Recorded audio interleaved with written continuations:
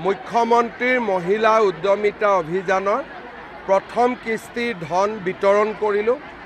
10,000 টকাৰ সৎ ব্যৱহাৰ হ'লে পৰৱৰ্তী সময়ত আইমাতৃসকলক আমি 25,000 টকা আৰু তৃতীয় বছৰত 50,000 টকা দিয়াৰ আমি ব্যৱস্থা ৰাখিছোঁ।